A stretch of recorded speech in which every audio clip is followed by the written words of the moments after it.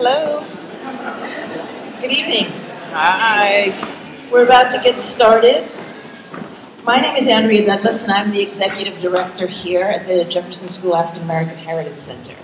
And I'm only going to say a few words of welcome. First, I always do this. How many of you it is your first time here tonight? That's way too many. Absolutely way too many. That means we're going to have to work harder to get you all back. I just wanted to say that when we were asked to participate in this program, it was something that I really wanted to do. Because we spent the last year thinking about the Civil Rights Act and thinking about what that meant, what it means. Programming as literal as our very first conversation with members of the NAACP and talking to them about what civil rights and what they had done in this town in relationship to that, to conversations about images of African American people in animation. We did a very big symposium around that because in the 1970s was when Black people were first able to begin to describe themselves for themselves. And so tonight is our culmination of that kind of thinking. We won't be doing another talk this year. And so I felt like this was the talk that we needed to do. And all I'm simply going to ask is that at the end of the talk, if you fill out the evaluation forms, because we need them. Our intent is not to just have a single narrative tonight. Our intent is to consider this conversation on more than one occasion. And you know what that means. You gotta write a grant. You gotta be able to say what your audience thought. So, please do that. The other thing I'd like to ask is that you go on our website and look at the things that we do here. It's a wide range. We show film, we do lectures, we have exhibitions. We're working on the permanent installation that will tell the history of this school. And so, a resource for everyone sitting here. So I hope you come back. We have a greens cook-off coming up on the 8th. So if you want to get your grub on, we are crowning a champion on the 8th. The best greens in Charlottesville will be crowned that day. So we hope you come back for that.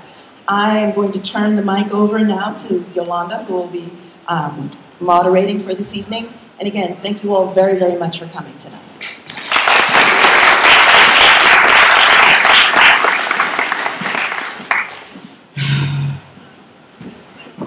Good evening, everyone.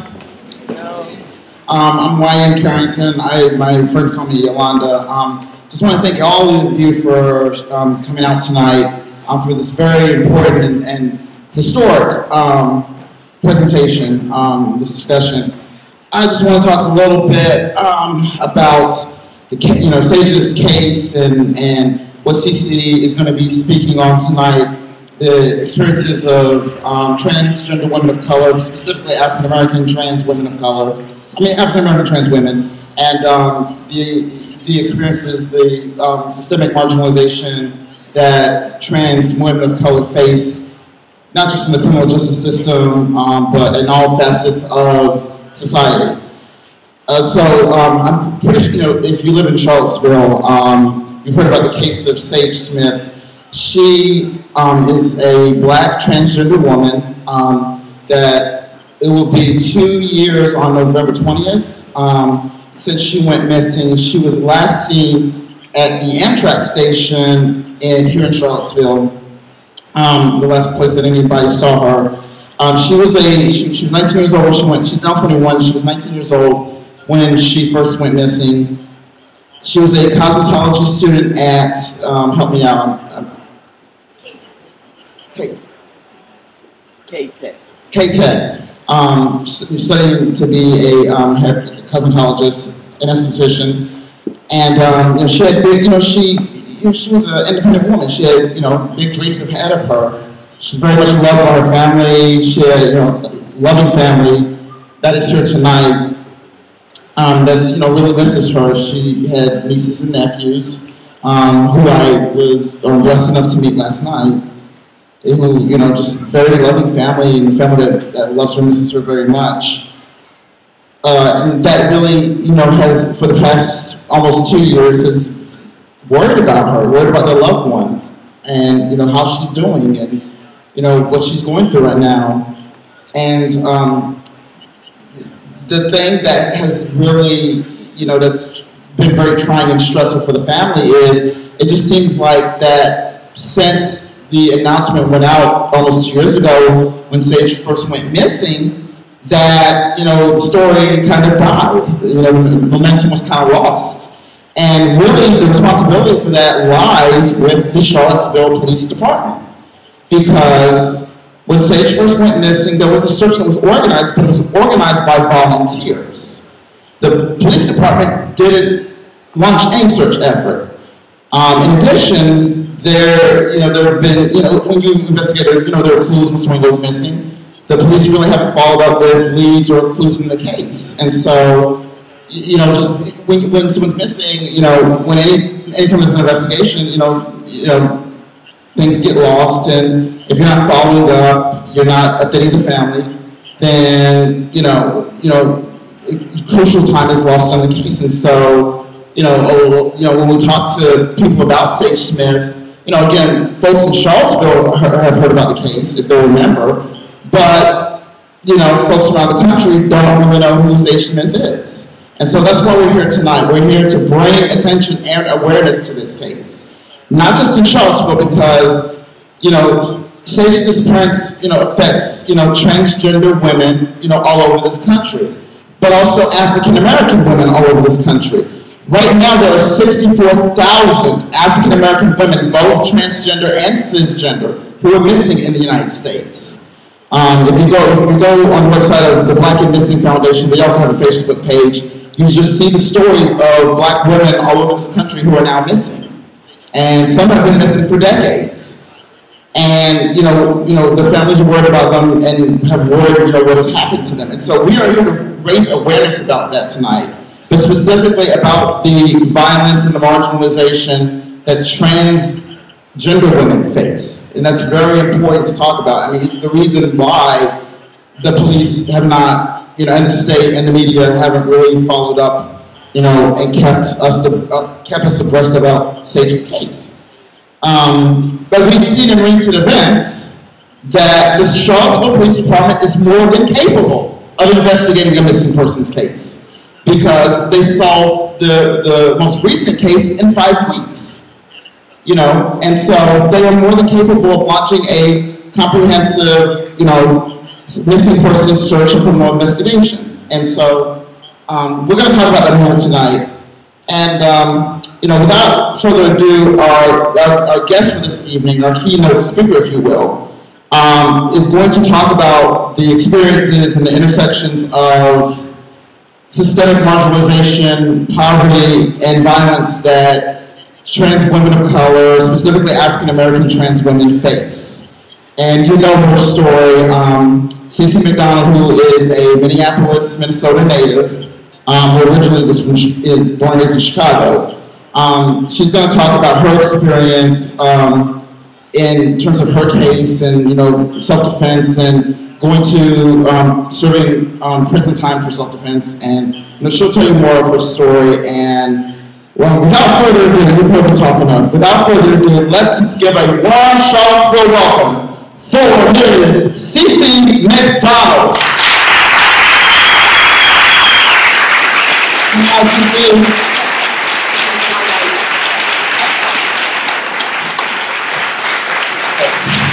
Welcome.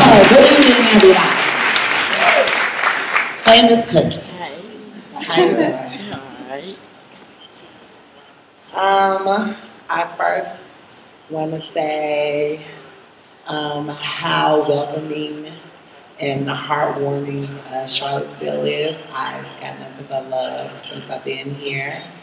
I want to thank the Jefferson School of African American Heritage for welcoming and opening their doors for not just me, but this whole event, and to bring awareness and visibility to the issues that trans women face in this country. Oh, so many beautiful people out here. I am originally born and raised in Chicago, but I live in Minnesota, in Minneapolis specifically. in 2011, June of 2011, I was incarcerated for defending myself. More in depth, me and my boyfriend and some friends, we went walking to a local grocery store, and we walked past a bar, and the patrons outside the bar were just really transphobic, homophobic, racist. They used really derogatory slurs and statements, and that led to a fight, and the fight led to me defending myself. And of course, it's everyone's right to protect themselves, but because of the way that the criminal injustice system is set up, I wasn't allowed the same opportunities or rights that most other people would have had in that situation. And I chose to fight the case up until about 9 months in, and I took a plea deal for 41 months, and 29 of them I had to serve in prison, and I already had time served. And, but had I went through that trial and went through the whole process and everything, I was looking at 80-something years, and that was because they gave me 2 murder charges for one person.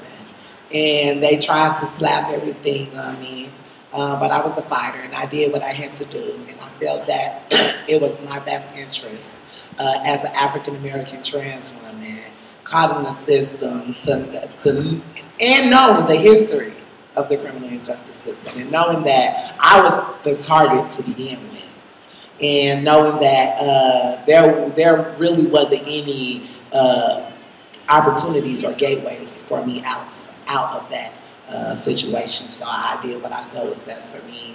And that's what led me to build this platform and kind of garner some education and information about the prison industrial complex, about racism, about sexism, transphobia, homophobia, neophobia, all of these things that attributes to the work that I do.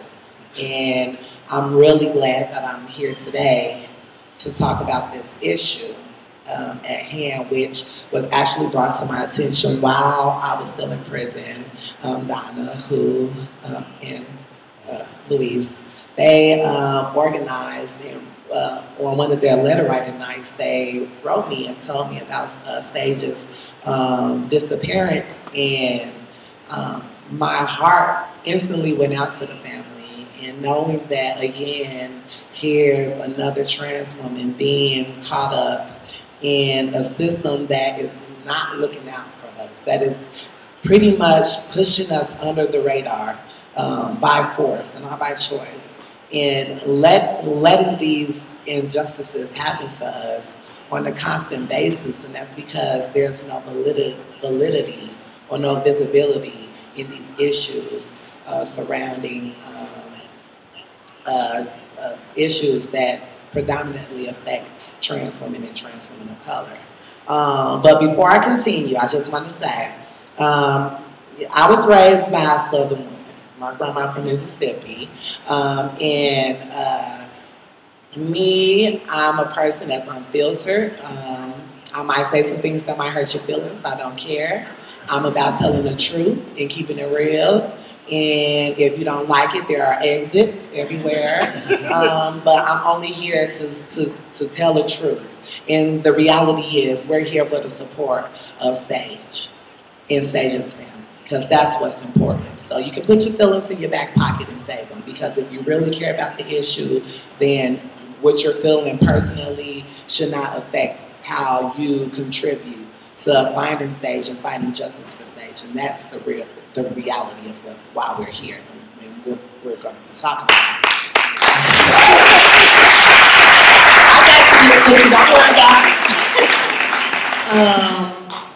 So like I was saying, I got the word about Sage's disappearance while I was locked up, and I told them, once I get out, please inform me. You know what I'm saying? Keep me updated. Let me know what's going on. And they kept true to their word. And that's why I'm here, because I made a promise to be here. I made a promise to find the answers, to get active and to get people active and to get people to care. And that's what's really important.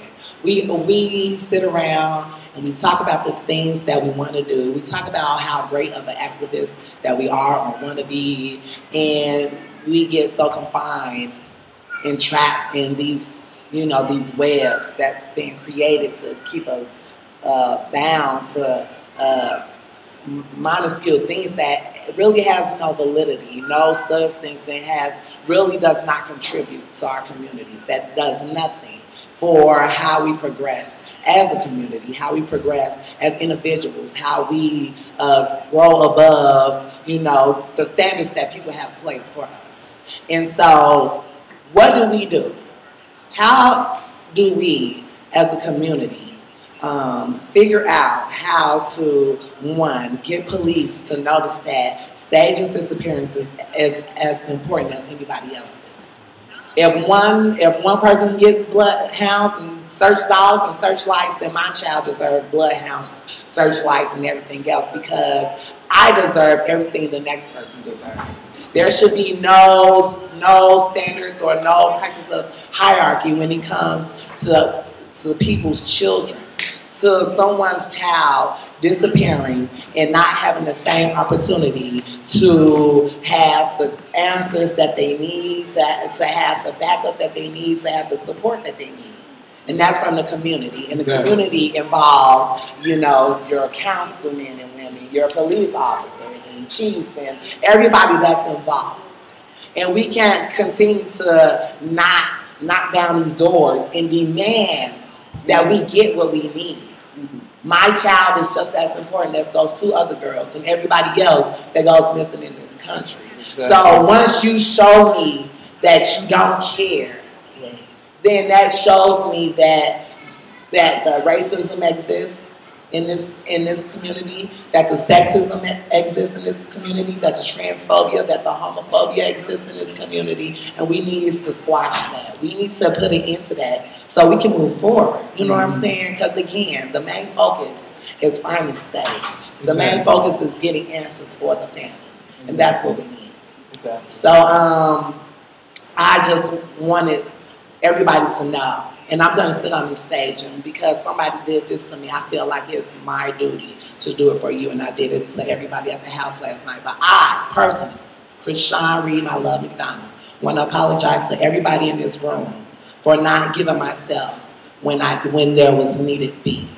I want to apologize for not being there for you when you needed me, Miss Cookie, okay? I'm sorry, but I'm here now. And I'm going to do everything in my being to make sure that you get what you need and for Sage, and to make sure that everything is done correctly and in order and without any haste, because that's where we lie. We need to get for you the answers that you need. And I'm sorry, but I'm here now. Can you forgive me? Yes. Thank you. And I need everybody in here to do the same thing. If it's just somebody in your community, you tell them how sorry you are for sitting on your ass and not being a person, a stand-up person that you needed to be for your community. For just sitting back and letting stuff fly past. We can no longer be those people. We can no longer sit back and accept the things that people have placed upon us. It wasn't our fault, but we can change that. We have the power. We need the numbers, then let's get the numbers.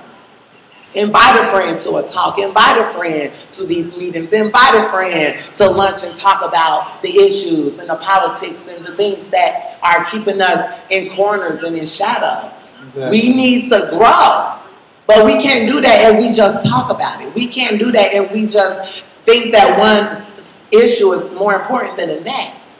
Every issue is the same issue. Every issue deserves the same justice. And we need to be the people that demand this justice. We need to be the people that say, hey, we can no longer sit back and see you do crappy jobs.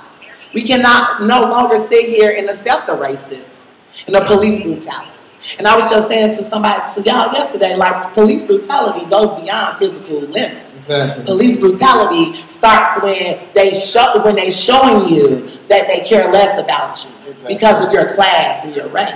Exactly. So when issues like this happen, when young women of color, cis and trans, go missing, right, and they say, oh well, we'll go walk up the train tracks. But a young white woman goes missing and they send out the whole fleet. Exactly. Helicopters. We need to understand that that's reality. Exactly. Regardless if you want to admit that or not, it's reality. Racism exists. Sexism exists. Transphobia and homophobia exists, so we cannot pretend that we live in a world where we're all equal. I hate when people say, oh, we're all equal. Look at the world now. No.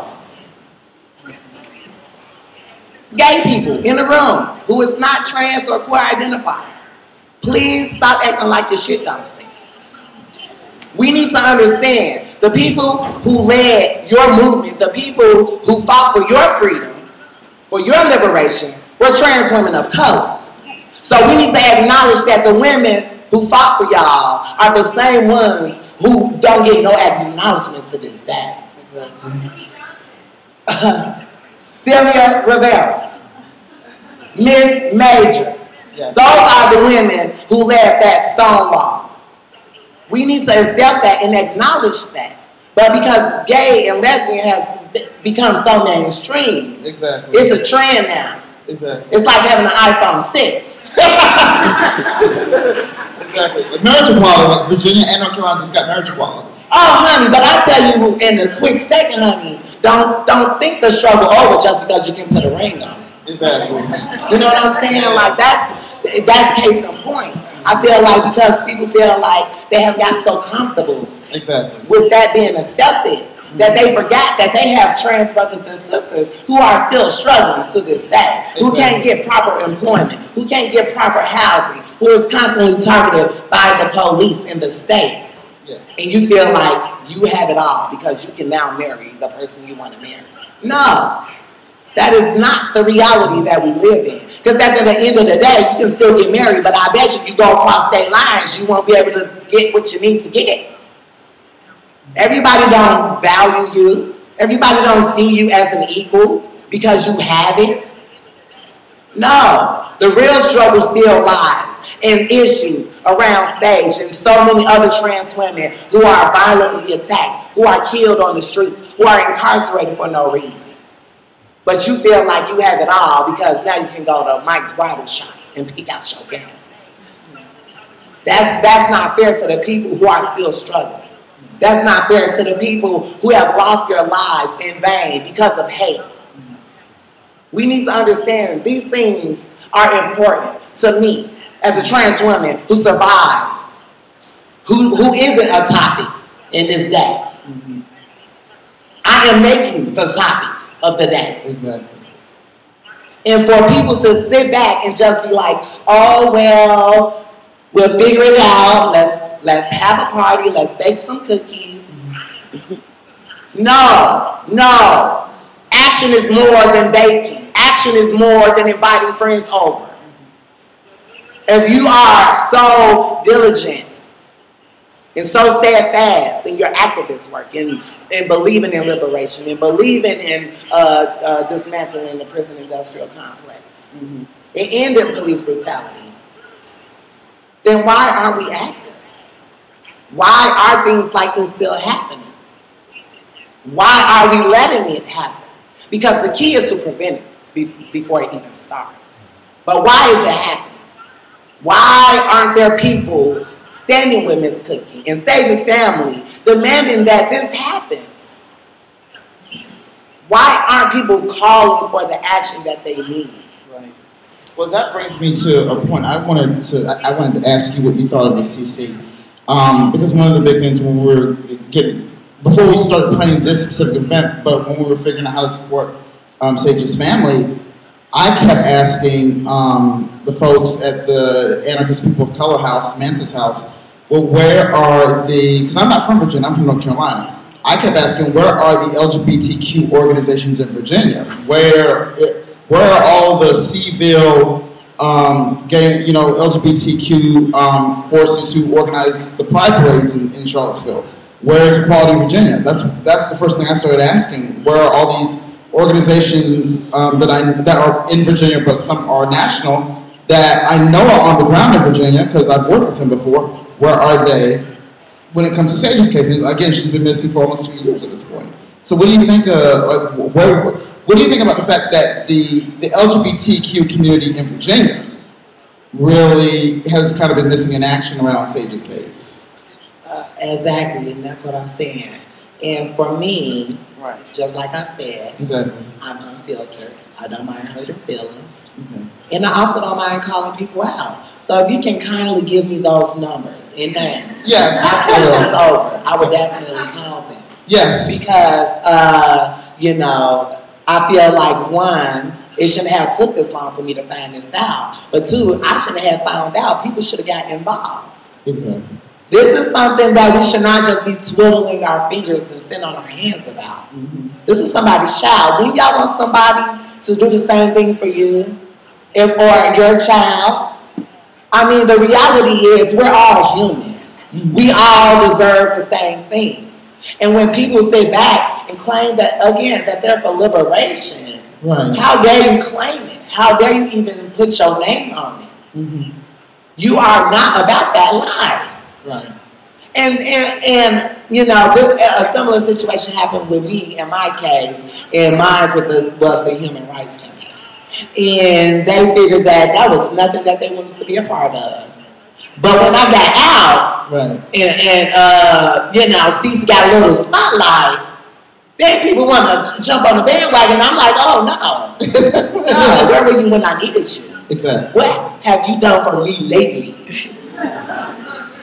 No. And I feel like a person who has an organization, those people are supposed to live up to certain standards. You're supposed to stand out and show out for your community. Mm-hmm. You're supposed to activate and advocate, exactly, for your community. Exactly. Because you're an activist and an advocate. Exactly. That's what your organization is supposed to do. So even if you're just handing out condoms on the weekend, your job is still to be there for your community. Exactly. Because all of that still is intertwined with each other. So if you say, well, my organization doesn't do that, okay, so what? Right. People disappear all the time. So what you're saying, that it got to pertain to your organization, or it has to pertain to who you are and what you believe. Mm-hmm. But if you went missing, you would want the same thing. You wouldn't care where it came from. You would just want it. Mm-hmm. And that's the thing. When you see stuff like that, it's your job to be like, hey, I'm calling you out. I seen what you did. I mean, I'm pretty sure a lot of y'all seen stuff that your siblings did when you were younger. And went straight to my mama. Mm-hmm. Yep. He dug his finger in the cake. Yep. So when organizations did their finger in the cake, who you gonna tell? You gotta tell somebody, because if you just let things like that happen, and now time has passed and they sat on it, you know what I'm saying? Where's the guilt gonna lie? Because they didn't care to begin with. But if you cared enough, you would have made it vocal. You would have said something about it. Mm-hmm. So for a person who don't care at all to somebody who cared and watched it happen, right, there's a big difference. Exactly. Because if you care, you should also want to make somebody care. You shouldn't just be like, oh, I care, and if nobody else cares, then I don't know what to do. No, you make them care. I'm one person that's very pushy. I would grab you by your hand and take you on the score. Mm-hmm. I'm going to make you care. I'm going to show you why you're here, why we're here. There's no reason that we should allow people, mm-hmm, to benefit off of our community. Right. Remember, these people get money from you. Right. Those cops who went, doing their job, y'all paying them. Y'all. So why isn't it that the people who are paying them should demand that they get what they deserve? Because I'm really cheap, I'm going to tell y'all. And I want my money's worth. I want every last drop. So when stuff like this happens, as much as I hate the police, Right. I'm gonna be all up in their face. Exactly. Give me what I want. And it's sad that the family had to go to the lengths that they had to get any attention, and still didn't get the attention. Well, this thing. How many of you know that when CeCe's family tried to set up meetings with the Charlottesville police, that the police gave them the runaround? How many people who knew that? That's about maybe a tenth of the audience. Yes, so I mean, they can speak more to this, but they would set up meetings, and Chief Longo would he would say he would show up and he wouldn't show up at all, or he would just cancel at the last minute. And so, when you're not getting any accountability from the police whatsoever, so a family's limited into, particularly a poor black family is very limited into what they can do in terms of following up with police officers. But CeCe's family made the effort. And so, I guess, for me, the case speaks to the alienation of the black community from the kind of the sectors of power in Charlottesville, not just in Charlottesville, but all over. Because again, like there are gay, lesbian, maybe some trans people in Charlottesville, mostly white, who are wealthy. Everybody in the LGBTQ community is not poor. But why is it when there are poor trans women's families who are in need, like why aren't the folks with the money, with the influence out there advocating? And that was that's a question I always had, and like why wasn't anyone showing up for the family to advocate? And it's just like, where are you? And I mean, the other thing, that's frustrating, but also it's like you realize that the system, no matter how assimilated cisgender gays and lesbians are in the system, there's still homophobic contempt. Yes. They still think you're an abomination. They still think you're abnormal. They just tolerate you because you're passive. And so, does any gay or lesbian person really think, if push really comes to shove, that the system is going to be there for you when stuff hits the fan? And it's like, that's always my question. Like, what, fighting for trans women, you should do it not just because it's right, but because your own life depends on it. Exactly.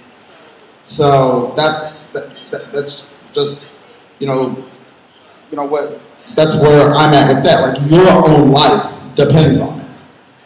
And so, like, I just feel like these individuals have just become so comfortable with their. Now, you remember I was talking last night about lifestyles and how people say being gay or trans or whatever is a lifestyle. Exactly. No, that's my identity. Being rich is a lifestyle. Exactly.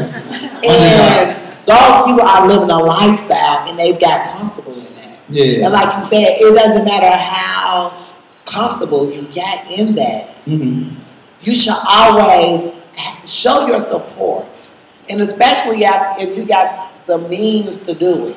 The funds to put in where it needs to be. When it comes to families that come from poverty. Exactly. Who can't do what you can do. Mm-hmm. And I hate when people say, oh, well, I got out there and I got it and I did what I had to do and anybody can do. No, anybody can't do what you do.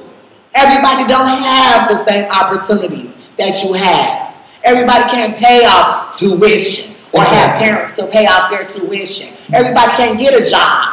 Everybody can't depend on these things that you say, oh, well, I got it, the next person can get it. Mm-hmm. Me, as an African-American trans woman with a felony record, I can't do nothing with myself. I'm damn sure lucky that I even get food stamps every month. But people always say, oh, look at you, you're in the limelight, you got this, you got that. I don't give a fuck about none of that. My job at the end of the day is to do what I'm doing, and that's advocate and activate. I'm not here to put on a show and do a jig. Isn't that what the white people wanted from the beginning? Yes. To do a show and jig? Yeah. Exactly. I'm not that type of person. I'm going to keep it real. And if white people, if you get offended, oh well. Go ask my white family. I talk to them all the time, and I really don't care how you feel. But this is the reality. A lot of you sitting in here, y'all have so much privilege. So much. And you sit on it. And you dwindle on it. And you say, oh, well, I feel sorry for that family. I feel bad that they're going what they're going through. Then you go to your house, your 7-bedroom house, and you go look at all your flat screens, and then you turn on CNN, and you point your finger, and you say how bad it is. And then you go check your bank account and make sure your thousands are still in the thousands or your millions are still in the millions. Exactly. And you do nothing.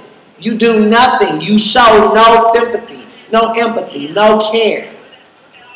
Because you rather to have tangible things, physical things, material things, than to help somebody feel good about themselves, than to help a family find their missing loved one, than to help somebody get through school. Because you got the funds for it. But you expect that everybody can do what you do.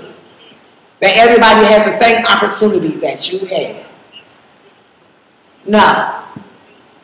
I'm pretty sure many of you heard of the school to prison pipeline and how that works. You think any of them young African American men and women have the same opportunity as you? When they have police officers who can come to school with tasers and grenade launchers, who's constantly being disrupted by violence. No, they don't have that same opportunity as you. So you can't always throw in the fact that, oh, well, because I got it, they can get it. No, you got it because God wanted you to have that. But he's also trying to see what you're going to do with it. How you going to react with it. How you going to show up and show out. You know what I'm saying? Like, I don't care how much money, I can have $5 in my pocket. But if I see somebody on the street struggling, here, boo, you can get $2.50. You want to go get a sandwich with me? And that's the thing about humility and humanity and having empathy and understanding other people's plights and troubles. And not always just thinking about yourself and thinking about what I'm going through. Because you might just only have $10 and you're stressing about that. But think about the people across the seas who are losing their lives every day for countless and numerous dumb, no-point wars. So you got $10, but you get to live another day. You don't have to worry about a bomb falling on your house. And that's the reality of that. But we just sit back and we complain and we complain and we just complain. And yet, stage has not been found. Right. So you complain about little things. You complain and you cry and you moan about little things. But there are people who are crying and moaning for help, for your attention, to get active, to help them. But we can't do that because we all are only concerned about what we go through. Oh, I burnt my cake. My roast is ruined. I missed the bus to the mall. It's cold outside. Well, if you think it's cold outside, how you think the millions of homeless people feel when they got to sleep there and live there 24/7? Stop being selfish. Yeah. Let's talk about what I think, I've been, this is like the third time I've been to Charlottesville. Mm-hmm. The thing that, I notice this about every community in the country, particularly where there's a significant black population. The thing I notice about Charlottesville is that, like, economic violence, particularly against black folks, is, like, deeply entrenched here. And criminalization of black folks is deeply entrenched. Last year when I came to Charlottesville, I was riding a bus and, this older black man, was trying to hit on me and harass me and stuff like that. Next thing I know, a cop is cut. Charlottesville police officer came on the bus and arrested him because the Charlottesville Transit Authority agent inside the building, because we were downtown, we were at the hub, the transit hub, had reported this black man for something, the white guy who works in the hub. And so the officer comes on the bus and arrests the man and takes him off the bus. And it's just like, and you know, from what I could hear, it just seemed like, it didn't even seem like something that was like a serious crime. It was just something like the guy had been, like the black man had been annoying, you know, this white transit worker. You know, I think he had been someone that had just been coming around and just like, I guess, loitering, which is, you know, kind of a crime against property in most U.S. cities. And so it's like, so I'm dealing with street harassment from this same man. I can't call the cops, you know, because they're not going to take me seriously as a victim, because I'm not a victim anyway. Right. You know, they see me, someone who's black, who's female presenting, and, you know, obviously, you know, someone they see as a black woman doesn't need any help. But white man calls the cops because black man's annoying him. Cops come and take him off the bus and arrest him. And so that just spelled out in like very stark relief for me how deeply, systematically white supremacist Charlottesville is. And so, but also the thing that we also can't ignore about Charlottesville, not just the fact that the University of Virginia is the largest employer in Charlottesville, and a lot of people in the African American community work, for the UVA system, whether in the hospital system or for the university. But the fact that Charlottesville is known, one of the things it's most known for is being the home of Thomas Jefferson. And the fact that, Monticello, his plantation, he basically organized this pretty complex and, machine-like system of running his plantation and his slaves. And for me, when I come to Charlottesville, I see it. It's so weird to me, like how 250 years later, I can literally see Jefferson's handiwork in the city. And so that for me it's inextricable from the treatment that black trans women and black LGBT queer people face. You can't separate those things. And so I guess, for you, CeCe, you talk about like some of the trailblazers of trans women of color, Sylvia Rivera and Marsha P. Johnson that came before us, Miss Major as well, who's still alive, by the way. But the trans women of color who came before us and, basically built the movement that we take for granted today. Like, what do you think about connecting the history of this country and the history, the repression that African Americans and other people of color faced with the experience, the marginalization that trans women face? Like, what do you think about that? Okay, Before I say that, I just want to go back to what you were saying about the criminalization of black bodies and bodies of color, and how that is systematically a problem in this country. And honestly, that is one of the main reasons the same efforts have been put into finding stage as it has been put into other people, is because people of color tend to get criminalized at a rate that's higher than any other race. So just because you are black and brown and standing on the bus stop, you can be accused of 100 million things that could be considered illegal than just because you were standing at the bus stop. Compared to a white person standing at the bus stop, who could just be standing at the bus stop, but is clearly doing all of those illegal things. And that's because, how you were saying, like, these systems that have been put into place way before our time, way before we can even imagine, and kind of perpetuated and lived on as time progressed. And then eventually it got to a point where it was so normalized that it was okay to go stop a black person at the bus stop for whatever reason. You know what I'm saying? Exactly. Because being black is reasonable doubt. Yes. You know what I'm saying? That's enough reason for somebody to be like, hey. And there have been plenty of times where I have been standing at the bus stop with my book bag going to school. At this time I was in college. Exactly. And have police officers pull over and say, oh, you can't stand here. Right. Oh, you look like this person that's a suspect. Oh, this and that. We're looking for this person accused of prostitution. This and that. Yeah. Oh, well, if I'm prostituting, I must be prostituting for Miss Algebra and Miss Arithmetic and reading and writing. Because clearly that's what's in this book bag.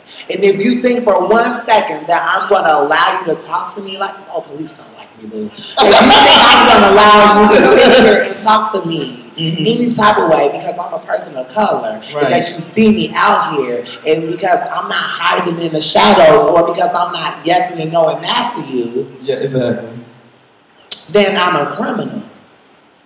Oh, well, thanks for sharing that with me, but no, I'm on my way to class.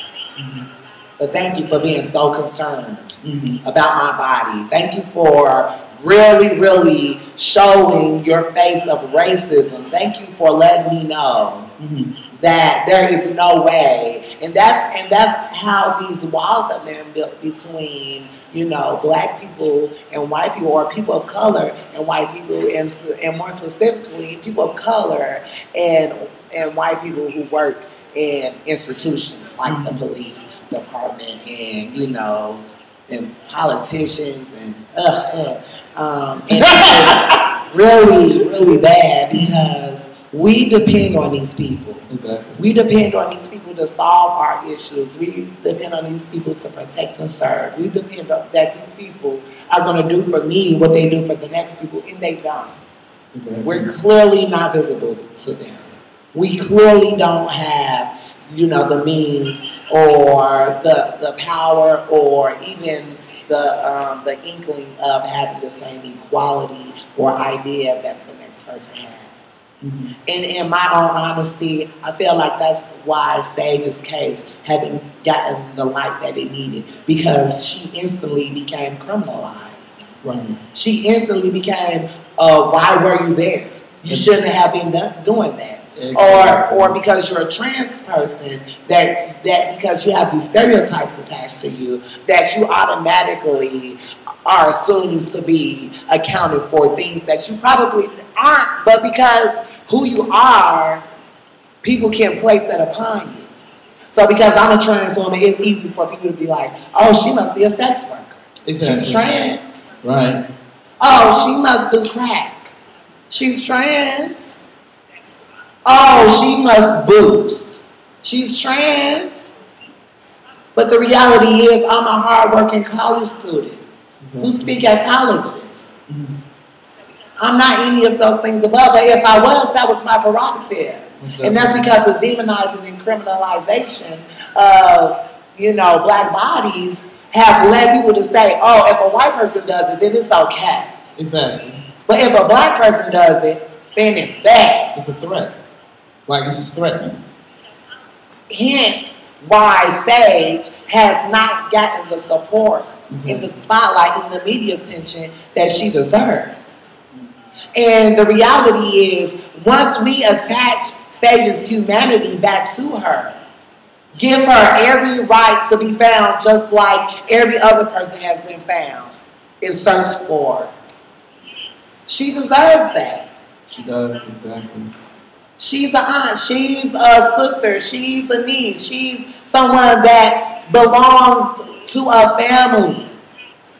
But because she was criminalized and they took away her identity, they took away her humanity, they took away who she was as a human being beyond anything. She was a human being. And people did not give her the right that she deserved because she was instantly criminalized. She was instantly demonized. But had she been some sweet college girl that came from a prestigious family at an Ivy League college, let's send out the fleet. But she did not get that.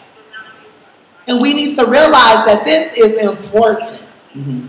When we see that racism has become so embedded in society that we can't even realize when racism shows its face, when it jumps up and bites you in the ass and you just thought it was a mosquito. That wasn't no mosquito, boo, that was racism. It showed its ugly face. It reared its ugly head, and we still sat back and said, oh, oh well. It could have been really easy for somebody to be like, well, Sage shouldn't be in that Aaron track. Yeah.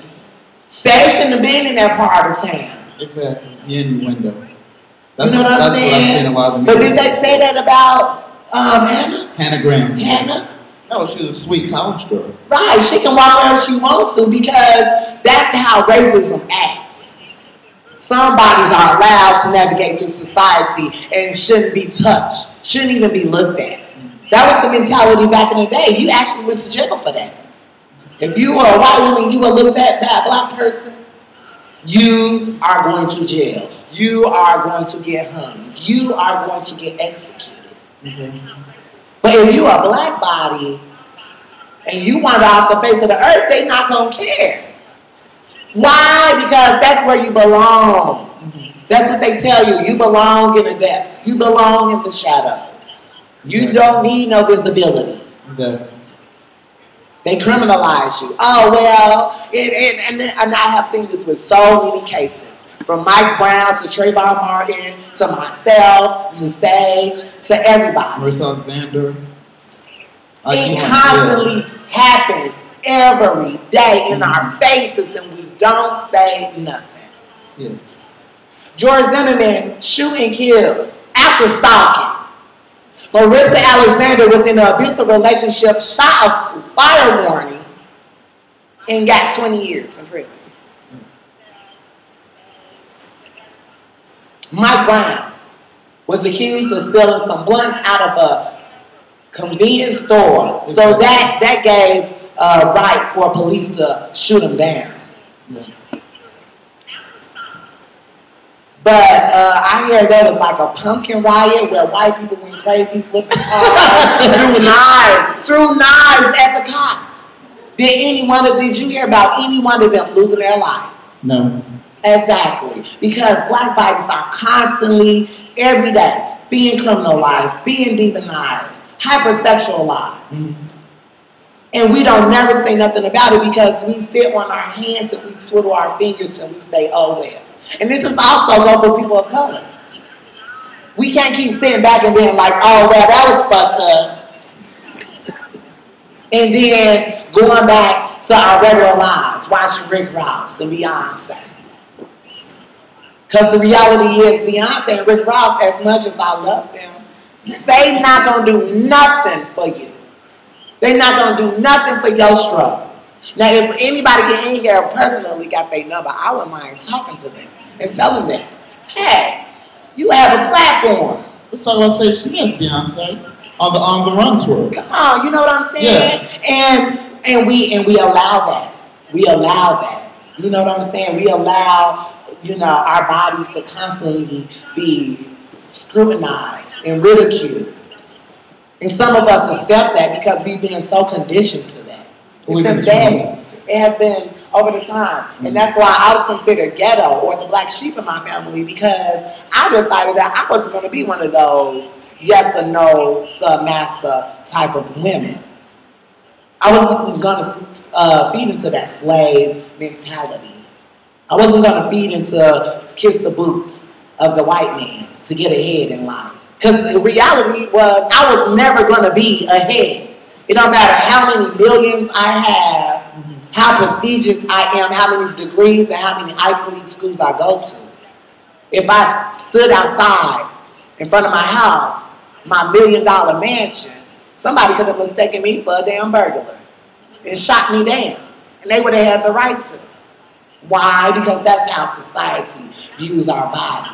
Exactly. And how we have no validity, how we have no visibility, how we have no right to even stand in front of our houses, and it's just so sad because Facebook and Twitter and all these social media websites, you can see these videos clear as day. It was one of a man who was stopped by the police at a gas station. Mm-hmm. The police officer said, "Can you get your license for me and registration?" The man reached in his car and the police shoots him in the back. Caught on his dash cam. Exactly.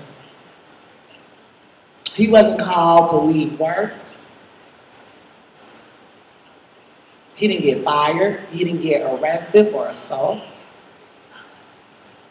this man continued to be one of the people that's supposed to be protecting and serving. Well, that officer was arrested. Okay. Because they caught him on the dash cam. Okay, well that's good. I'm glad that they finally got him. Something. Yeah, he's charged. Okay. But that's one. That's one officer. Darren Wilson has still not been arrested though, after 2 months. And he has a GoFundMe page. How do you have funding for nothing? Yeah. And he has paid leave. So we need to understand, like, every day I'm struggling. Nobody didn't care that I got locked up for self-defense. I didn't get 100 million donations. And thank you to the people who have. And if you're in this room, thank you. Even if it was a letter, every little bit counted.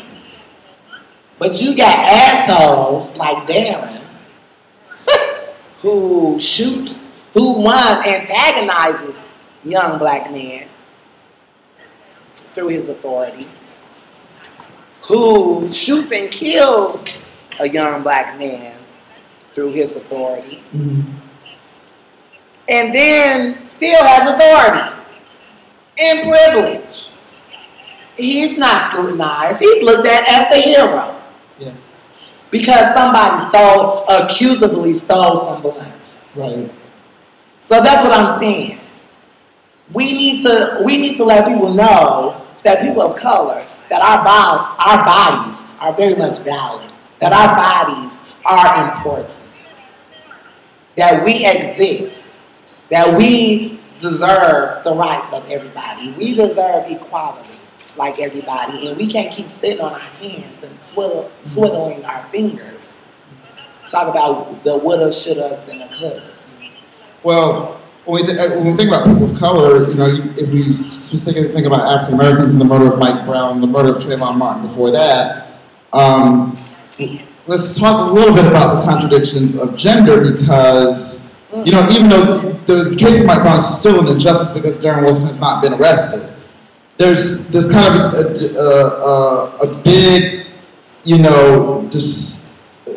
disproportionate response from the black community toward Michael Brown's stuff, because at least, people are agitating. Folks are still being arrested every night in Ferguson, trying to agitate for justice for Michael Brown. But the irony for me was that Michael Brown was killed a few days before the 1-year anniversary of the murder of Elon Nettles in New York City. And for those of you who haven't heard of that case, Elon Nettles was an African-American transgender woman, 21 years old, who was beaten to death in August of 2013. Right. In front of the police department. Exactly, in front of an NYPD precinct. And she lingered for about 5 days in the hospital before she passed away. During that time, they did arrest one suspect, but, after she died, instead of upgrading the charges to murder, they basically just let him go for, as they claim, lack of evidence. So, as of this date, no one is arrested or charged with the murder of Elon Nettles. And she was beaten to death. I mean, beaten to the point where her brain was oozing out of her skull. I don't mean to be gross, but that's real. Her brain was oozing out of her skull in front of an NYPD precinct in Harlem. And, a few days after Mike Brown was killed, even at that early stage when the protests in Ferguson are jumping at this point, there was a small vigil because I was following both on Twitter, both stories. There was a vigil for Elon in New York that a lot of community activists attended, but I don't know if you were aware, if you were involved in that, but a lot of trans activists and allies attended that vigil, but it didn't get anywhere near the supportive coverage. I was still incarcerated.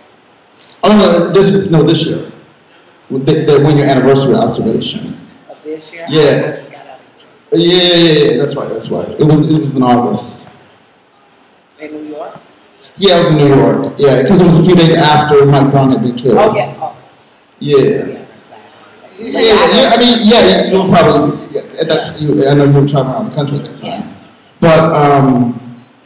But it's just like, well, why doesn't the black community come out, when trans women are criminalized, when trans women are beaten to death?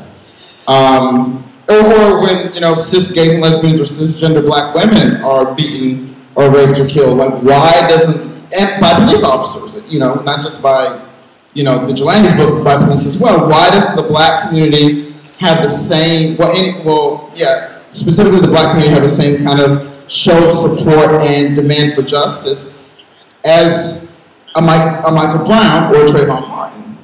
That's again, it's we face state violence too, but it's as if we don't exist as victims. So. Okay, so there's this reality that, and this goes back to what I was saying about privilege, that these hierarchical systems have created this type of divide and conquer tactic. Now, it's not the same way that it was implemented back in the day where, they used drugs and, coercion and all these different tactics. But now we live in a society that kind of more built itself off of patriarchal ideas, and that kind of tends to have like this privilege. I call it the privilege ladder. Yeah. And so even though you might say, oh, I don't have this or I don't have that, chances are that you have some percentage more of a privilege than the next person. And this is how I'm going to do it. At the top of the privilege ladder is cis, straight, white men. Exactly. Right under that is cis, straight, white women. Right. Right under that is cis, gay men. And that can be shared with both gay and lesbian white people. Right. Then under that is cis, straight, black men. Exactly. Under that is cis, straight, black women. Right. Under that is gay and lesbian black cis people. Right. And under that is trans, queer, gender non-conforming people. And that could be of all races. Exactly. But chances are, if you're white, you're probably somewhere up higher in that ladder. And so when you tend to put this out in society and you let people believe that they have a one-up on the next person, because that's pretty much what people think. You know what I'm saying? In situations like that, where people can, and what that tactic is called the queer panic law, where if you are a cis straight person and you get into altercation with someone that's gay or lesbian or trans, you can say, "Oh, I panicked," or "they tricked me," or whatever excuse that they want to use, which they actually banned in California. And a part of my project is to get that implemented in all 50 states, where they can't say, "Oh, I panicked," "Oh, I was tricked," because there is no way that you can say that you were that mad that you want to literally beat somebody till what happened. Yeah. And so, once you give people that one up, once you give people privilege, there's always going to be no room for equality. Exactly. Because everybody's always going to feel like, hey, I'm better than you. Even though we both ain't got nothing, I'm cis and you're trans. Exactly. So that means I'm better than you. Exactly. You know what I'm saying? So once that is constantly put out in the universe, and we constantly perpetuate this cycle of systematic oppression against each other. Because we always talking about oppression coming from all these different institutions, when oppression can be coming from ourselves in the actions that we take with each other every day. Using the privilege we have against each other. Exactly. And so when you have cis people of color, people who figure that, okay, we need to get involved with this Mike Brown situation because, we're sick of police brutality and, and all of these other things, and that's okay. But like you said, then trans women of color become invisible because, people care less about our issues. Right. People don't think we have the same equality as them, or we don't face the same issues as them. And that's because these ideas have been put out that, okay, you're better than this person. You don't have to care about them. Exactly. Or don't worry about their issue because your issue is your issue. Right. You know what I'm saying? And their issue is their issue. So we constantly group and click ourselves. Exactly. And we don't never find room to find alignment. You know what I'm saying? We always talk about allies, and I hear that a lot with activists. It's allies, the word ally. Yeah. But we constantly just stick with what we know. We never go outside of anything beyond it. You know what I'm saying? And that's because, you know, subconsciously we let that privilege keep us separated from, you know, other people. Exactly. Oh, they're not fighting for my cause, so I'm not going to deal with them. Right. But in reality, that was the divide and conquer tactic that they wanted. Because as long as we're divided, they can conquer us. They can make us believe that, oh, well, you're always going to have a one-up. If somebody came to you every day and said, hey, Donna, for the rest of your life, you're always going to have a one-up over this person. You don't have to worry about what they do, what they eat, because you're going to have that. Don't worry about what they're doing. Are you gonna constantly say, oh, I'm going to eat my bread and I care about that person, but you see that person struggling. You see that person going through, they're going through everything you're going through. But because you're a cis woman and they're a trans woman, you know that you can get a job. You know that she can get a job. But you sit back and you say, oh, well, I feel bad for them. Well, off to work. You know what I'm saying? Exactly.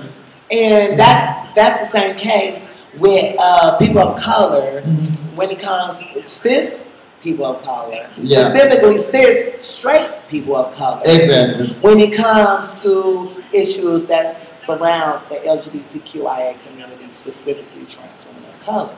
Because it's like, oh well, I ain't got to worry about what they've got to go through. Exactly.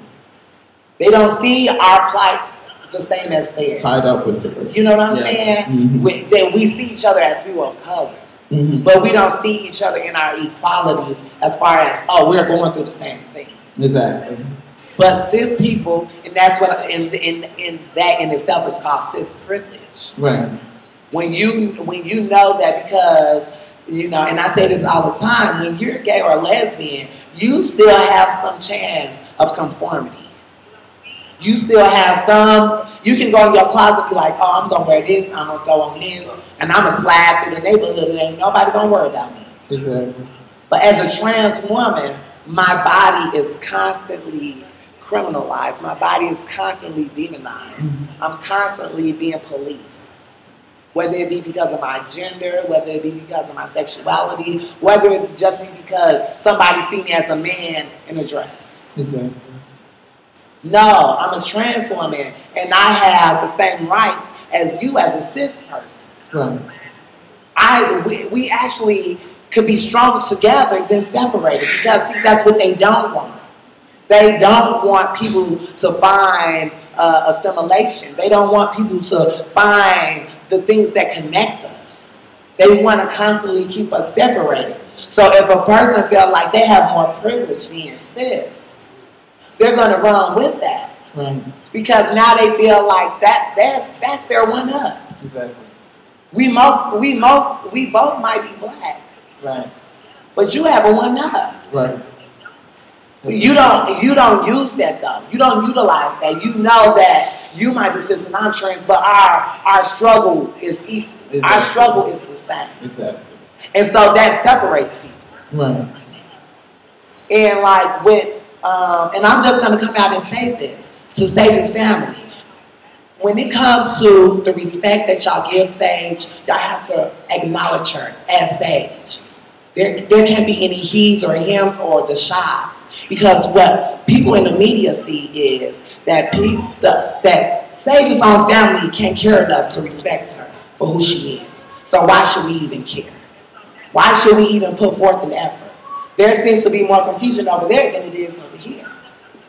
So they're gonna sit back and they're gonna see, they're gonna observe. They're gonna be like, oh, and they're gonna run with that. They're gonna take that. See, the same thing happens to me. When I got locked up and my case hit the news and they misgendered me, they used the wrong name. Right. Oh, I called really quickly. Like, these motherfuckers on CBS just saying some really foul things. I need for y'all to go talk to them. And instantly, Yes. the CeCe Support Committee came into action, and what did they do? Corrected them on their misgendering. Yes. There's going to be none of that. Exactly. She's clearly a trans woman. Right. We're going to respect that. Mm-hmm. There's going to be none of that he's and him. Oh no, we're going to fix that right now. Exactly. Because that's where the respect lies. Mm-hmm. That's when you demand that respect, mm-hmm. when you say, hey, regardless of who Sage was. Sage was a human. Exactly. Before anything. So we have to respect Sage. We have to respect her in her memory. We have to respect her in fighting for her. We have to respect her in getting justice for her, and getting justice for her the right way. So if there's ever some misgendering, call somebody out. Yeah. Be like, hey, Miss Cookie, Sage go about her now. That's the reality of it. That's what they don't want us to do. They don't want to acknowledge us as the people who we want to be. They don't want us to accept and acknowledge the people that we chose to be. Because we're constantly, constantly giving titles. We're constantly giving things. I tell people now, I was never born male. I was born a baby. People assigned me a gender. People told me I was a boy. I never had the right to decide who I was. And I took control of who I am. I took order of my life. I'm now claiming who I am, and I need for people to do that same thing for Sage. Miss Cookie, Sage's family, can y'all do that? Can we now respect Sage? Can we now give Sage the respect that she needs? Because when I tackle this, I'm going to tackle it head on. And I'm going to make sure that if anybody else disrespects Sage, that's put to a halt. Mm-hmm.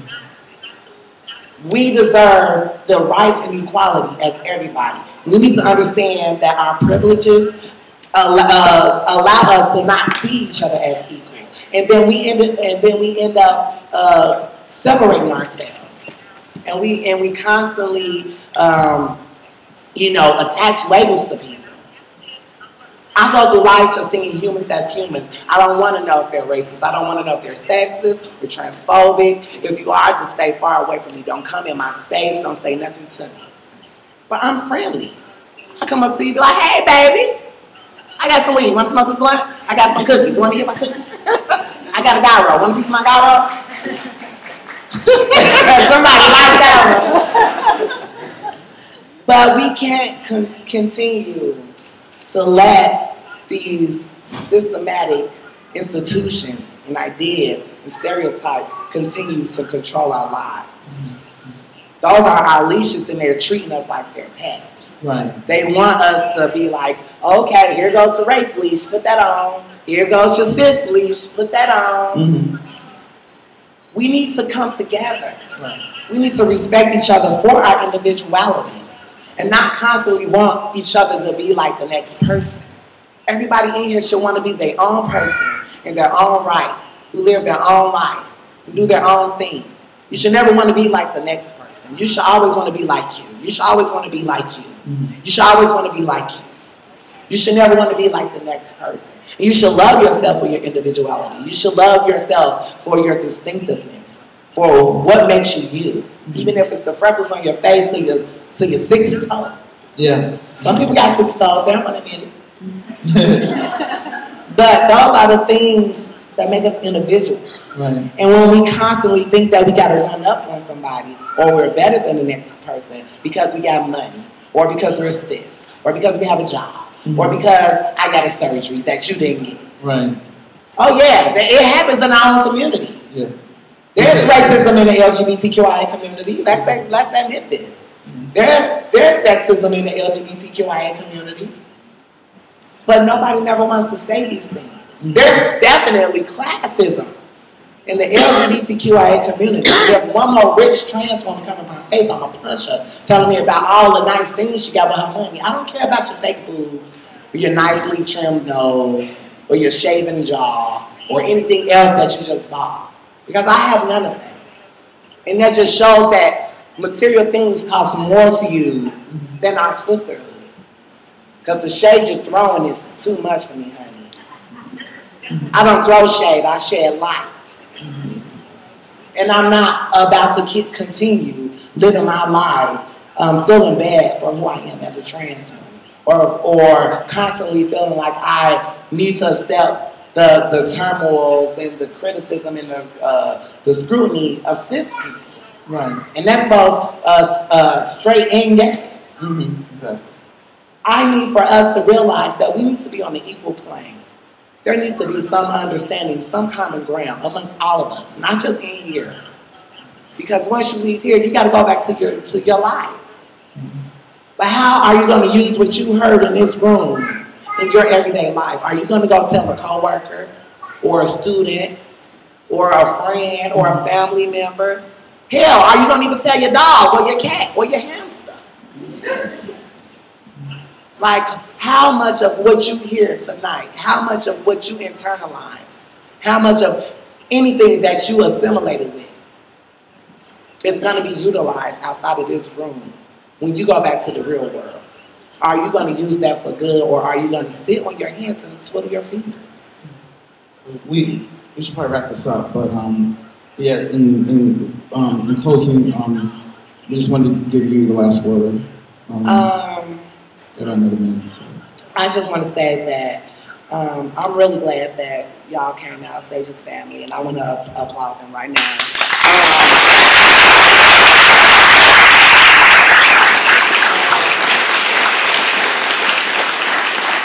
I know that it's been hard. I know that you never think that things like this can happen to you. And when it happens, when it rains, it pours. And I just want to let everybody know, and CeCe's family specifically, that I'm going to do everything that I can in my power. I was blessed to have a platform. I wasn't asked this, but I see now that everything happens for a reason.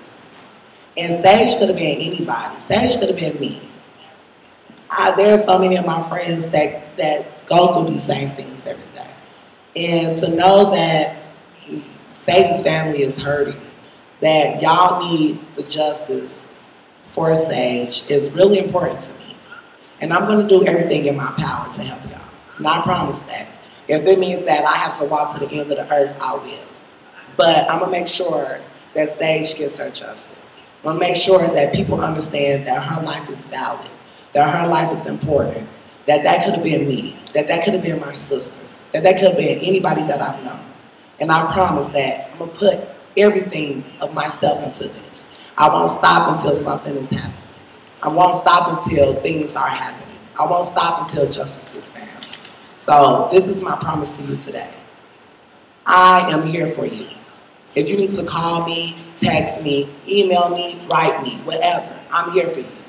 But once I leave Charlottesville, I'm going to do everything that I can. And trust and believe, you're going to see a lot more in my face. So get used to me, okay? So I just want to say thank you, everybody. Thank you for showing up. And please, whatever it is, whatever you heard tonight, if you internalize that, you leave this room and you felt like I was talking about you good, that means it triggered something in you. There's definitely needed some agitation up in this room, up in this piece. And so once you leave here, please get involved. It could have been you. Just know that it could have been you. Just keep telling yourself that it could have been me. So put yourself in the shoes of this family. Think about what you would do if it was your child, or your friend, or your sister, or your niece, or your daughter, or son, or nephew, or whoever. We are all equal, we are all valid, and we need to show support and get active and get rambunctious and demand some shit, because time is now. Right. There's no better time than now. CeCe has been gone too long, and now we need to bring her home. We need to find justice. We need to do this for each other. We need to let them know that we see you. We see everything that you're doing. I know that if it happens to her, it can happen to me. So before that happens, let's stand up. Let's show them how much we care. Let's not just sit in this room and be pretenders. Let's be real about the situation. Let's leave here and show them. That's all I got to say. Thank you so much, CeCe. Thank you. Thank you everyone for coming. Thank you. And, yeah. Now,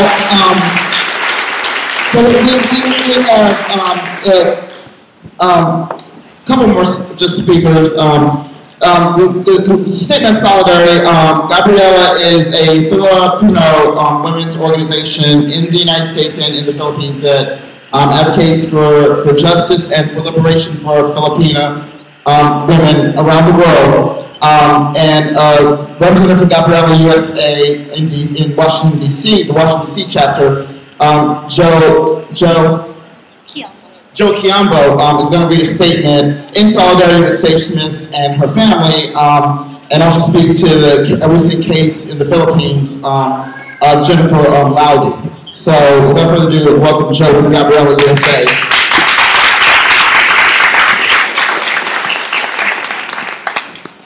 Good evening, everyone. I want to really thank the Smith family for welcoming us to this space here tonight. And really, we're here tonight because this November will mark the 2nd year anniversary of Sage Smith's disappearance. And though she's still missing, it's really obvious that her spirit remains in the family, in the friends, and in the community of Charlottesville. Filipino Sisters of Gabriela, Washington, D.C., we're here joining this event to show our solidarity and support for the campaign for Sage and the family's search. Sage's story is familiar to too many in the trans community, often those marginalized, left without appropriate resources or access to basic needs in order to survive. Instead of protecting the people, we see that the state has become neglectful to the needs of the trans community, and in many cases becomes the perpetrator of violence against trans persons of color. More recently, in the Filipino community now, we're facing the similar experience to Sage Smith. Gabriela organizations all across the world are exposing and calling for justice for trans woman Jennifer Laude. She was a 26-year-old who was murdered in Olongapo City. She was strangled and her head found being drowned in a toilet by a U.S. Marine soldier on October 11th. Prior to her death, Jennifer was looking towards marriage with her fiancé and had plans to migrate to Germany, where she could find work and then remit money back home to the Philippines to support her brother and sister. But now, instead, her family continues to mourn her death while remembering Jennifer's positive spirit. Like the Smith family, Jennifer's family and friends are demanding to seek justice for their daughter. Jennifer's perpetrator, Joseph Scott Pemberton, he still remains in the custody of U.S. military officials instead of being turned over to the Philippine authorities for proper arrest, procedure, and investigation. There have been 2 court hearings for Jennifer's murder, and Pemberton has failed to attend both hearings. Though Sage Smith and Jennifer Laude are separate cases, they share commonalities in exposing the violence against the trans community, as well as the ongoing systematic repression in a local community and on an international level. Authorities in Charlottesville have been inactive in this search for Sage, and with little to no media attention and low efforts to investigate. This only reveals that the protection and safety of a trans black woman or trans woman of color is not the interest of the state or local authorities. It is the exact opposite, and we cannot be blind to that. They are only preventing persons like Sage from surviving, and this is explicitly demonstrated by U.S. imperialism trying to protect the interests of elite capitalists in our society instead of protecting those who are in dire need, those who are most marginalized in our communities. We're gathered here tonight for the launching of the Sage Smith's campaign, and as Gabriela women, it is our responsibility as concerned members of the community to serve those in dire need, to expose the truth of what is and is not happening in our communities and abroad. So tonight, Gabriela stands in solidarity with trans persons in the fight for justice, for true liberation. And as Gabriela, Washington, D.C., we are here to pledge our support to the family and love to the Smith family. And we stand in solidarity with them in the search for their beloved daughter. As Gabriela continues to speak about Jennifer Laude, we cannot just, also we have to bring up Sage's case as well. So every time we're pushing for justice for Jennifer, we are pushing for Sage as well. Thank you so much. Thank you.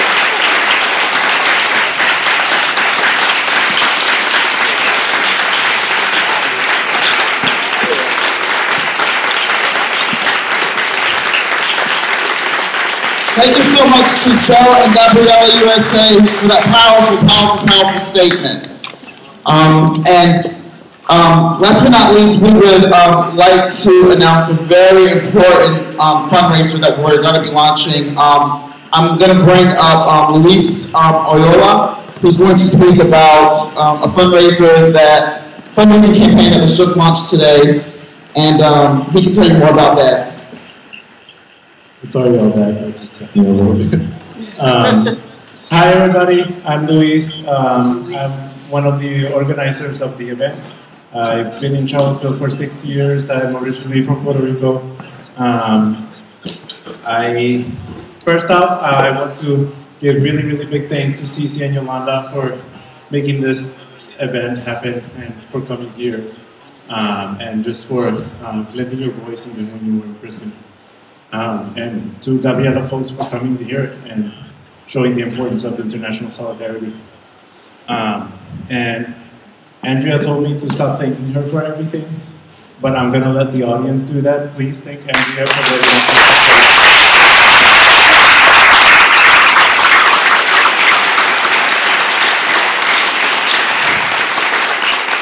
I would also like to give a big thanks to Quad, Queer and Allied Activism at UVA for their support in this event and for helping us get the funding for this event too. So I have two things. One, I want to give a brief explanation of how this event came together, and two, I want to do a pitch for the fundraising campaign we are starting today. First, so we've been working with Sage Smith's family since shortly after the disappearance. We got to know Cookie and other family members, and we got to know Dean now and Tanita. Sorry, I forgot her name. And we've been working with them since. And this summer, from hearing about CeCe's release and from hearing about the continued disappearance of Sage, we got the idea of asking CeCe to come here in order to kind of expand that voice that needs to be expanded, and to bring someone who has a very, who's situated in a very similar position as Sage in this world to speak, and who was also fierce and very militant. And she kindly agreed, and in August, and since then we've been putting the effort to try to make this happen, and now everybody showed up, and I want to thank y'all for coming.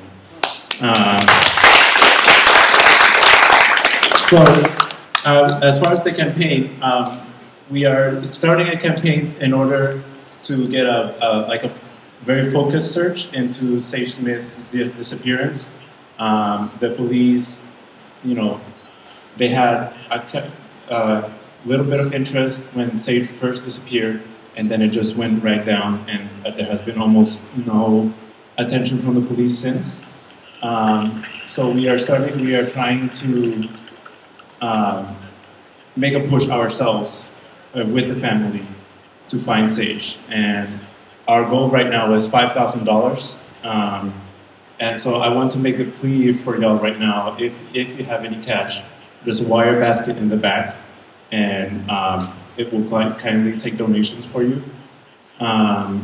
If you don't have cash with you, we are starting a crowdfunding page through you, Carrie. And there are flyers there with the information for the website. And we'll be blasting it on social media soon too, so keep an eye out for it there. So please donate what you can, and if not, just keep raising awareness about SAGE. Keep fighting, because this is a fight worth doing here in Charlottesville and everywhere. Thank you.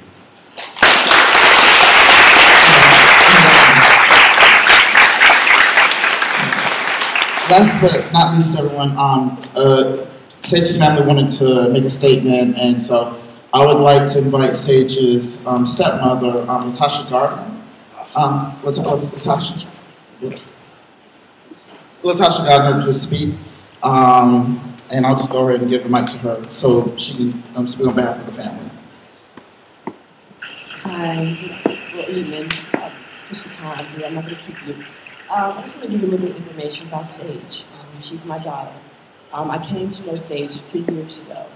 Actually, I met her at McDonald's, not realizing that I would become a vital focus in her life. Sage went missing. It'll be 2 years next month. Well, actually, this is November. This is a touchy subject. Actually, CeCe reminds me the flamboyantness, the belligerentness, the assertiveness of Sage. That's probably why I teared up, because she's just like you, very outspoken. I want to bring a little bit more attention to the media. As you probably was aware of, when she first went missing, she did not receive the attention that everyone else received at the point. One of the first things I noticed with her is the first thing that they put up was a picture of a misdemeanor charge of her being incarcerated. So right there, when you talk about the criminalization, the systematicness and all that correlated together with the demographicness of where they assumed she came from. My whole thing with that situation is that regardless of where you come from, she's still a vital part of this community. Regardless of where she lived, she's still someone's child. She's my child. My heart goes out to the family. However, my child is still missing as well. At the time she went missing, I was an employee with the city of Charlottesville. I worked at the Real Estate Assessment Office. Chief Longo came into my office a few days after I did an interview in the media and said, Ms. Gardner, I was not aware that this was your child. Regardless of what role I played, she still was my child. I immediately, of course, I'm no longer employed with the city of Charlottesville. I work from home. I'm doing other things to try to get more attention out to the system of the media as well.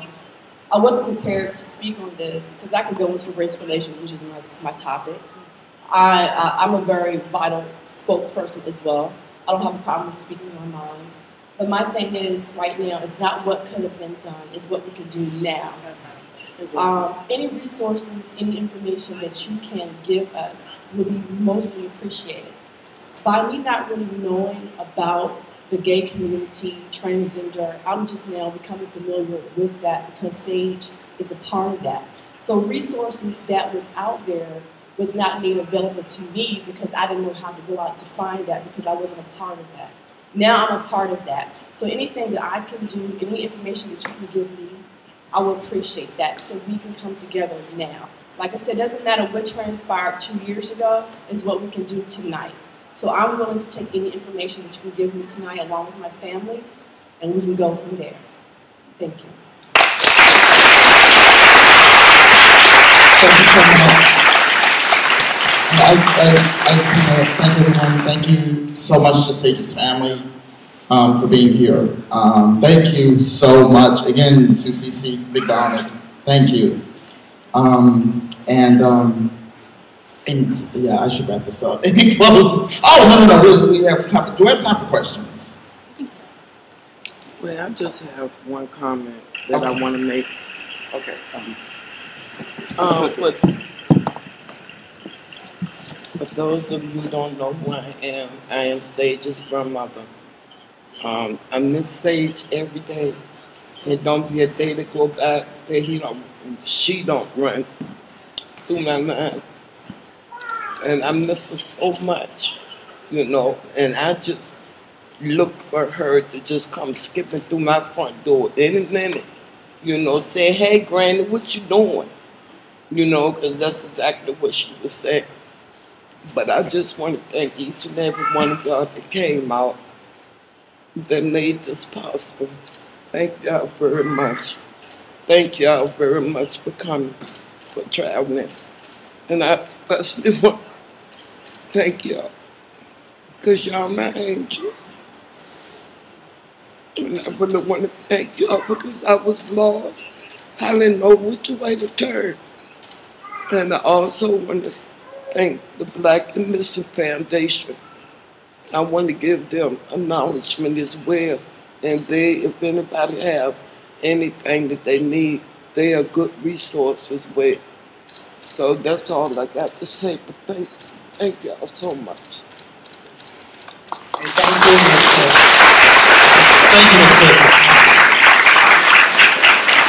Thank you, Ms.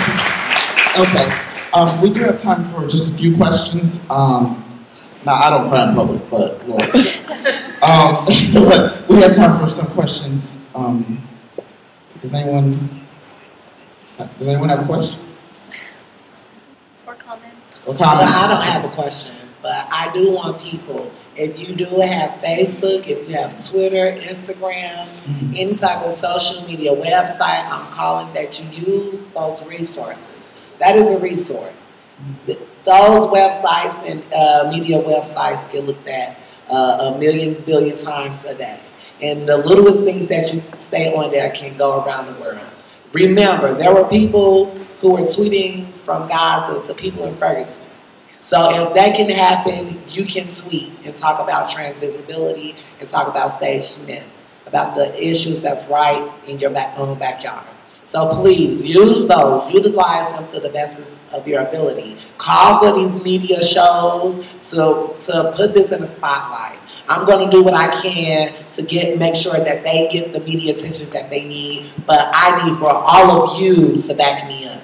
I need for y'all to call for the same type of attention that I'm calling for, because there's strength in numbers and we can do this. We can get the justice that we need. And in this, we can also call out the issues around racism and, you know, the police who don't do their jobs the way that they need to.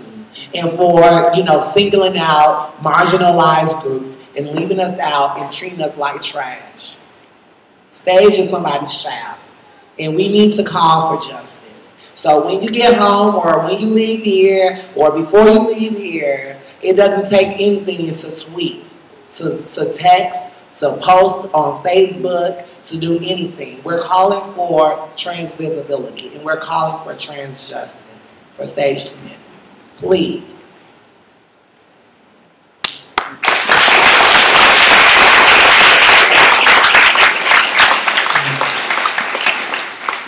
I'll ask again, are there any questions?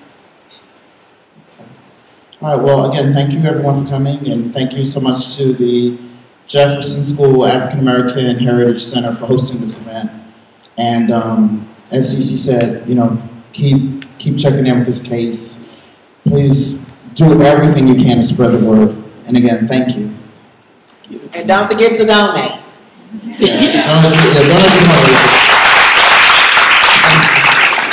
Thank you, everybody.